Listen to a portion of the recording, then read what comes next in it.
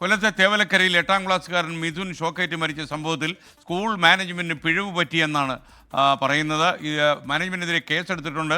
Thevalakkara boys high school management committee എന്നിവർ പ്രതികളാകും. അതേസമയം CPM നിയന്ത്രണത്തിലുള്ള മാനേജ്മെന്റിനെതിരെ MLA കോവൂർ കുഞ്ഞുമോനും രംഗത്ത് വന്നു. ശക്തമായ നടപടിയെടുക്കാൻ വിദ്യാഭ്യാസ മന്ത്രിയോട് ആവശ്യപ്പെടുമെന്ന് കോവൂർ കുഞ്ഞുമോൻ 24നോട്. ഇതിൻ്റെ കുറ്റക്കാർ ആരൊക്കെയാണ്? ഒന്ന് KSEB, ഒന്ന് മാനേജ്മെൻറ്റ്. അങ്ങനെയാണ് ഇപ്പോൾ നിലവിൽ പ്രതിപട്ടികയിൽ നിൽക്കുന്നത്.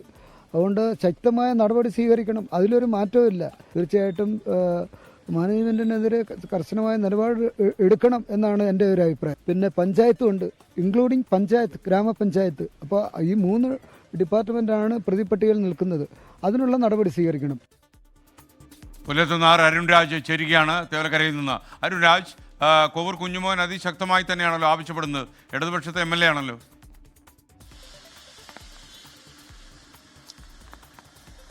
തീർച്ചയായും തുടക്കത്തിൽ മയപ്പെട്ടായിരുന്നു കോവൂർ കുഞ്ഞുമോൻ ഈ സ്കൂൾ മാനേജ്മെന്റിന് അനുകൂലമായി തന്നെ നിന്ന വിഷയത്തിൽ കൂടുതൽ പ്രതികരണത്തിന് തയ്യാറായില്ല. പക്ഷേ മിഥുന്റെ സംസ്കാരമടക്കമുള്ള ചടങ്ങുകൾ പൂർത്തിയായ ശേഷമാണ് കോവൂർ കുഞ്ഞുമോൻ MLA ഈ സ്കൂൾ മാനേജ്മെന്റിന്റെ ഭാഗത്തുള്ള വീഴ്ച അദ്ദേഹം ശക്തമായ തോതിൽ വിമർശിക്കുന്നത്.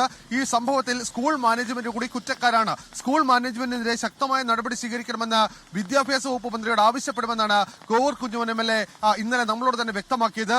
മറ്റൊരു പ്രധാനപ്പെട്ട കാര്യം, ഇതിൽ മാനേജ്മെന്റ് മാത്രമല്ല KSEBയും അതുപോലെ തന്നെ തദ്ദേശ സ്ഥാപനവും പ്രതിക്കൂട്ടിലേക്ക് എത്തണം എന്നുള്ളതാണ് കോവൂർ കുഞ്ഞുമോൻ MLAയുടെ മറ്റൊരു ആവശ്യം. കാരണം അദ്ദേഹം പറയുന്നത് ഇതൊരു കൂട്ടുത്തരവാദിത്തത്തിൽ ഉണ്ടായ അനാസ്ഥയാണ്. അതുകൊണ്ട് 3 പേർക്കെതിരെയും ശക്തമായ നടപടി സ്വീകരിക്കണം. ഇക്കാര്യം സർക്കാരിന്റെയും വകുപ്പ് മന്ത്രിമാരുടെയും ശ്രദ്ധയിൽ താൻ പെടുത്തും എന്നുള്ളതാണ് കോവൂർ കുഞ്ഞുമോൻ MLA 24നോട് പറഞ്ഞത്.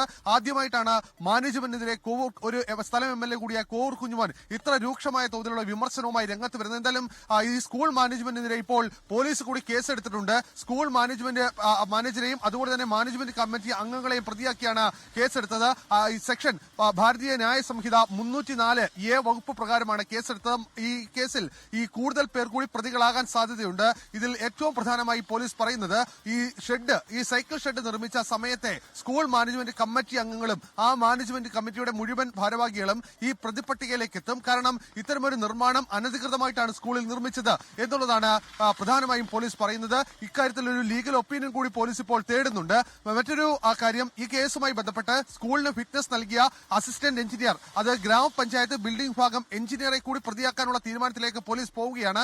അനധികൃതമായ നിർമ്മാണം ഈ സ്കൂളിന്റെ ഭാഗത്ത് ഉണ്ട് എന്നറിഞ്ഞിട്ടും അത് മാറ്റി സ്ഥാപിക്കണമെന്ന് സ്കൂൾ അധികൃതരോട് എഞ്ചിനീയർ നിർദ്ദേശിച്ചില്ല. അതുകൂടാതെ തന്നെ ഫിറ്റ്നസ് നൽകി, അത് ഗുരുതരമായ അനാസ്ഥയാണെന്നുള്ളതാണ് പോലീസ് ലഭിച്ചിരിക്കുന്ന ലീഗൽ ഒപ്പീനിയൻ. ഇതിന്റെ കൂടി അടിസ്ഥാനത്തിൽ മൈനാഗപ്പള്ളി ഗ്രാമപഞ്ചായത്ത് ബിൽഡിംഗ് വിഭാഗം അസിസ്റ്റന്റ് എഞ്ചിനീയർ കൂടി ഈ കേസിൽ പ്രതിയാകും എന്നുള്ള വിവരം കൂടി പുറത്തേക്ക് വരുന്നുണ്ട്. എന്തായാലും പോലീസ് ഇക്കാര്യത്തിൽ കൂടുതൽ നിയമോപദേശമാണ് ഇപ്പോൾ തേടുന്നത്. ഓക്കെ, അരുൺ രാജാണ് വിവരങ്ങൾ നൽകിയത്.